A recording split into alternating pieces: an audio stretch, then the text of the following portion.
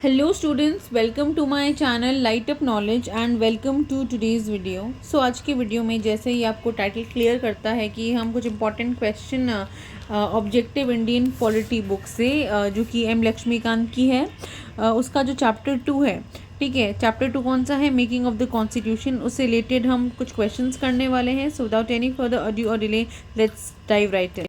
Number 1 is consider the following statements regarding the composition of constituent assembly. So constituent assembly से regarded ये कुछ 4 statements हैं और हमें पता लगाना है इनमें से कौन से करेक्ट हैं और जो इनमें से रॉन्ग है तो करेक्ट कौन से हैं हम वहाँ तक डीपली डिस्कस करेंगे। पॉइंट नंबर 1 आता है, the representatives were to be elected from the 4 constituents Hindu, Muslim, Sikh और क्रिश्चियन। ये बिल्कुल रॉन्ग स्टेटमेंट हो जाता है क्योंकि रिलीजन वाइज हमारी कॉन्स्टिट्यूंट असेंबली में जो रिप्रेजेंटेटिव्स है वो नहीं आ रहे थे। वो कैसे आ रहे थे? वो इनडायरेक्टली इलेक्ट होके आए थे। और इनको कौन इनडायरेक्टली इलेक्ट कर रहा था? प्रोविंशियल असेंबली के जो मेंबर्स हैं वो इलेक्ट कर रहे थे। और इसमें वो भी इंक्लूडेड थे जो सबसे पहले पाकिस्तान के जो मेंबर्स जो वहाँ चले गए थे वो भी मेंबर्स इंक्लूडेड थे। So this is a wrong statement. Statement number 2 क्या आता है? The chairman of the Union Constitution Committee was Sardar Vallabh Bhai Patel. नहीं, Sardar Vallabh Bhai Patel Union Constitution Committee के चेयरमैन नहीं थे। तो कौन था? तो पंडित जवाहरलाल नेहरू थे। ठीक है। Point number 3 is the total strength of the constituent assembly was 389। Yes, this is correct. The total strength constituent assembly की 389 थी। This is the correct answer. Number 4 is the drafting committee under the chairmanship of Dr. B.R. Ambedkar consisted of 8 members. ठीक है। सो जो drafting committee थी उसमें जिसके chairman B R Ambedkar थे उसमें 8 मेंबर्स थे। नहीं, ये रॉन्ग आंसर है। करेक्ट आंसर क्या है? 7 मेंबर्स थे। तो इन चारों स्टेटमेंट में से अगर हम एनालाइज करें तो सिर्फ जो थर्ड वाला है वो ही करेक्ट है। तो हम देखते हैं कि which of the following statement given is और आर करेक्ट। तो एक स्टेटमेंट है option number 3 only is the correct answer. Let us see question number 1. Which of the following provisions of the Constitution of India was or were given immediate effect from November 26, 1949? ऐसे कौन से provisions थे हमारे भारत के संविधान में जो 26 नवंबर 1949 को ही लागू में आ गए थे? ठीक है। तो इस क्वेश्चन के रेफरेंस में 2 डेट्स बहुत इंपॉर्टेंट हो जाती है। पहली डेट 26 नवंबर 1949, इस दिन हमारा कॉन्स्टिट्यूशन किसमें अडॉप्ट हो गया था। ठीक है। और ऐसे प्रोविजंस अडॉप्ट हो गए थे जो 26 नवंबर को हमारे कॉन्स्टिट्यूशन मेकर ने ज़रूरी समझे थे। ठीक है। बट जो कम्प्लीटली कॉन्स्टिट्यूशन फोर्स में आया था वो 2 महीने बाद यानी कि 26 जनवरी को आया था 1950। ठीक है। तो वो कौन कौन से थे जो इमीडिएट इफेक्ट में आ गए थे? वो थे सिटीजनशिप्स, इलेक्शंस, प्रोविंशियल पार्लियामेंट से रिलेटेड, और जो टेम्प्रेरी और ट्रांजिशनल प्रोविंसेस थे वो 26 नवंबर 1949 को फोर्स में आ चुके थे। अब इनमें से हमारे ऑप्शंस कौन कौन सा सेटिस्फाई करता है हम देखते हैं। सिटीजनशिप, मैंने आपको बताया कि सिटीजनशिप फोर्स में आ गया था। ठीक है। फिर आता है इमरजेंसी प्रोविजंस। नहीं, जो इमरजेंसी प्रोविजंस थे वो फोर्स में नहीं आए थे। इलेक्शन से रिलेटेड, तो हाँ, इलेक्शन से रिलेटेड जो सारे प्रोविजंस थे वो फोर्स में आए थे और फेडरल सिस्टम से रिलेटेड नहीं आए थे। तो यहाँ पर ऑप्शन नंबर 1 और 3 करेक्ट हो जाता है। ठीक है। तो 1 और 3 ऑप्शंस हमारे ABCD कौन से में आ रहा है? डी में। तो ऑप्शन नंबर डी हमारा करेक्ट हो जाता है। Question number 3, what was the procedure followed for the adoption of the constitution of India? कौन सा प्रोसीजर फॉलो किया गया था कॉन्स्टिट्यूशन ऑफ इंडिया को अडॉप्ट करने में? तो 4 ऑप्शंस हैं हमारे सामने। तो पहला ऑप्शन है it was adopted to the people of India for ratification. भारतीय जनता को वो रैटिफिकेशन के लिए दिया गया था। तो ऐसा बिल्कुल नहीं था क्योंकि हमारे कॉन्स्टिट्यूएंट असेंबली में मेंबर्स लोगों के द्वारा इलेक्ट होकर आए थे। तो ऐसे कोई भी चीज़ें नहीं हुई थी। Option number B, it was submitted to the governor general for his assent. नहीं, गवर्नर जनरल की जो पोस्ट थी वो हमारे यहाँ अबॉलिश हो गई थी, तो इसके भी कोई चांसेस नहीं रहते हैं। Option number C, it was adopted when the interim government approved it. इस टाइम कोई भी इंटरिम गवर्नमेंट नहीं थी, so this is also the wrong answer. Option number D, it was adopted when it receive the signature of the president. ये तब adopt हुआ था जब उसको प्रेसिडेंट के सिग्नेचर रिसीव हुए थे और साथ ही साथ जो कॉन्स्टिट्यूएंट असेंबली के मेंबर्स हैं उनके भी सिग्नेचर. तो ऑप्शन नंबर डी हमारा करेक्ट हो जाता है. Question number 4, Who among the following was the chairman of the States Committee of the Constituent Assembly? जो Constituent Assembly की अलग अलग कमेटी थी, उनमें जो States Committee थी उसके चेयरमैन कौन थे? Option number A doctor B R Ambedkar. So हमें पता है कि doctor B R Ambedkar was the chairman of the Drafting Committee, so this can not be the right answer. Option number B Jawaharlal Nehru. Yes, Jawaharlal Nehru was the chairman of the States Committee. Option number C doctor Rajendra Prasad. हमें पता है कि doctor Rajendra Prasad was the president of the constituent assembly. Option number D Sardar Vallabh Bhai Patel. He was the member of, he was the chairman of the Provincial and Advisory Committee. So option number B correct answer है. Let's jump into the next question now. Question number 5. The Constitution of India as framed by the Constituent Assembly was finally adopted and enacted on. So हमें पता है कि इस question के reference में दो dates important है.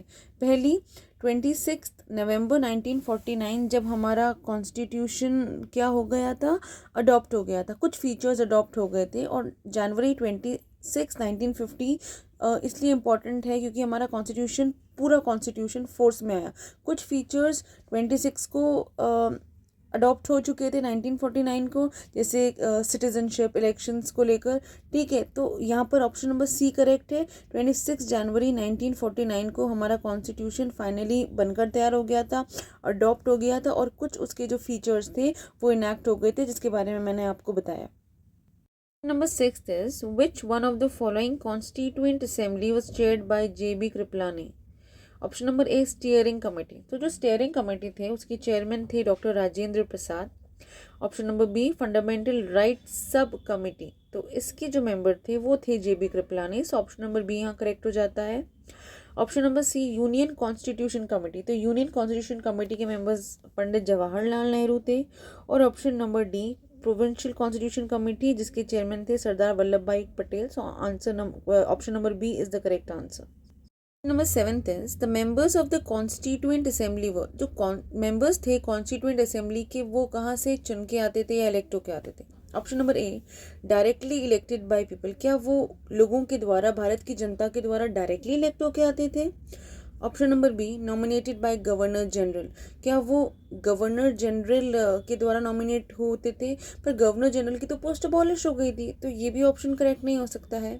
Option number C elected by the legislatures of various provinces. अलग अलग प्रोविंसेस के जो लेजिस्लेचर्स थे, ठीक है, जो प्रोविंसेस के लेजिस्लेचर्स थे वहाँ से इलेक्ट होके, और जो प्रिंसली स्टेट्स के जो रूलर्स थे वहाँ से नॉमिनेट होके. Option number D nominated by the Congress and Muslim league, ये तो चांस ही नहीं बनता है. सो ऑप्शन नंबर सी कहाँ से इलेक्ट होके आते थे? Legislatures of various provinces and the rulers of the princely state. Option number C. Question number 8 is who among the following was the constitutional advisor of the constituent assembly. अगर आपने मेरे पिछले कुछ वीडियोस देखे हैं इवोल्यूशन ऑफ द कॉन्स्टिट्यूशन, तो आपको अच्छे से पता होना चाहिए, और अपने लक्ष्मीकांत भी पढ़ी होगी तब भी आपको पता होना चाहिए कि इसका आंसर क्या है. Without any doubt option number C Sir BN Rau is the correct answer. Question number 9 is consider the following statements. Number 1, tiger was adopted as a symbol seal for the constituent assembly. Tiger adopt किया था as a symbol of the constituent assembly. Is it correct? No, it is not, because elephant adopt हुआ था जो symbol था constituent assembly का. Number 2 is Prem Behari Narain Raizada was the calligrapher of the Indian constitution. So हमारा जो original constitution है वो hand written है, ठीक है, जिसकी इंग्लिश कैलीग्राफी बिल्कुल करेक्ट है, मिस्टर प्रेम बिहारी नारायण रायज़ादा ने की थी. और जो हिंदी कैलीग्राफी है वो वसंत कृष्ण वैद्य जी ने की थी. So here number 1 is wrong and option number 2 is correct. So 2 only will be the correct answer. Number 10 is who among the following moved the objective resolution in the constituent assembly. तो objective resolution इनमें से कौन सी leaders ने move किया था constituent assembly में? तो अगर आप याद करेंगे तो जो constituent assembly की पहली मीटिंग हुई थी 9 दिसंबर 1946 को हुई थी, तो उसके ही 4 दिन बाद यानी कि 13 दिसंबर को पंडित जवाहरलाल नेहरू ने हिस्टोरिकल जो रेजोल्यूशन था, ऑब्जेक्टिव रेजोल्यूशन, वो मूव किया था असेंबली में. तो ये ऑब्जेक्टिव रेजोल्यूशन पंडित जवाहरलाल नेहरू का विजन था towards what he perceive India to be in the future, what he wanted and idealise constitutional country. Okay, so उसके बारे में था. So option number C, Jawaharlal Nehru is the correct answer. So let's jump into the next question. I hope कि आपको ये series पसंद आ रही होगी. Please consider like the following statements. Option number 1 is Dr. Sachin Anand Sinha was elected as the provincial president of the Constituent Assembly. Yes, he was the he was the chairman of the provincial committee. So this is correct. Option number 2. H.C. Mukherjee was elected as the vice president of the Constituent Assembly. बिल्कुल correct है ये भी. 2 vice president चुने गए थे, doctor H.C. Mukherjee and mister V.T. Krishnamachari. So here both of the options are correct. Both 1 and 2. Option number C is correct. Number 12 is, consider the following statements. Number 1, originally the Constitution of India did not make any provisions with respect to the authoritative text of the Constitution in the Hindi language. सबसे पहले हमें ये मतलब पता होना चाहिए कि authoritative text क्या होता है. अथॉरिटेटिव टेक्स्ट एक ऐसा टेक्स्ट होता है जो भी लॉ बनाने वाला है, यानी कि जो लेजिस्लेचर है, ठीक है, जो कॉन्स्टिट्यूशन है, या फिर अगर प्रेसिडेंट किसी सेंट्रल एक्ट या ऑर्डिनेंस से कुछ ऑर्डिनेंस प्रोमलगेट कर रहा है, ठीक है, तो वो जो ऑर्डर, रूल और रेगुलेशन कौन से लैंग्वेज में होना चाहिए, ठीक है, उस लैंग्वेज के बारे में ये अथॉरिटेटिव टेक्स्ट होता है कि कौन से टेक्स्ट में, कौन सी लैंग्वेज में वो ऑर्डर या फिर वो इन्फोर्समेंट होना चाहिए. ठीक है, तो जो ओरिजिनली हमारे कॉन्स्टिट्यूशन में अथॉरिटेटिव टेक्स्ट हिंदी लैंग्वेज को लेकर कोई भी प्रोविज़न नहीं था, तो ये बात बिल्कुल करेक्ट है. नंबर 2 इज़, बाद में 1978 में प्रोविज़न बनाया गया था. नहीं, 1978 में इसके बारे में अमेंडमेंट या प्रोविज़न नहीं बनाया गया था. सो यहाँ पर ऑप्शन नंबर 1 यानी कि A1 only will be the correct answer. I hope you understood the meaning of authoritative text. Question number 13 is, consider the following statements, और हमें बताना है इन दोनों में से कौन सा करेक्ट है. Number 1 is, the president shall cause to be published under his authority the translation of the constitution in Hindi language. तो प्रेसिडेंट की अथॉरिटी के अंडर जो हमारा कॉन्स्टिट्यूशन का ट्रांसलेशन है वो हिंदी लैंग्वेज में हो सकता है. Number 2 is, the president shall cause to be published under his authority the translation in Hindi of every amendment of the constitution made in English. तो प्रेसिडेंट की अथॉरिटी पब्लिश होने के बाद, ठीक है, प्रेसिडेंट के ऑर्डर के बाद जो हमारा कॉन्स्टिट्यूशन का जो ट्रांसलेशन है, ठीक है, कॉन्स्टिट्यूशन देखो फर्स्ट ऑर्डर था कि कॉन्स्टिट्यूशन का, सेकंड है जो कॉन्स्टिट्यूशन में जो सारे अमेंडमेंट्स हैं वो इंग्लिश लैंग्वेज से हिंदी लैंग्वेज में अमेंडमेंट भी हो सकते हैं, तो ये भी करेक्ट है. तो option number 1 and 2 both are correct. So C 1 and 2 both. 14th is, in the pursuance of which of the following articles of the Constitution of India the President published an authoritative text of the Constitution in Hindi language. So constitution के किस article के तहत president को ये right दिया जाता है कि वो अथॉरिटेटिव टेक्स्ट पब्लिश कर सकता है हिंदी लैंग्वेज में. सारे आर्टिकल्स को एक एक करके डिस्कस करते हैं. आर्टिकल 393 किसके बारे में है? शॉर्ट टाइटल के बारे में है. ठीक है, तो हम इंडिया के कॉन्स्टिट्यूशन को कॉन्स्टिट्यूशन ऑफ इंडिया शॉर्टली बोल सकते हैं, ये इसके बारे में. तो ये करेक्ट आंसर नहीं है.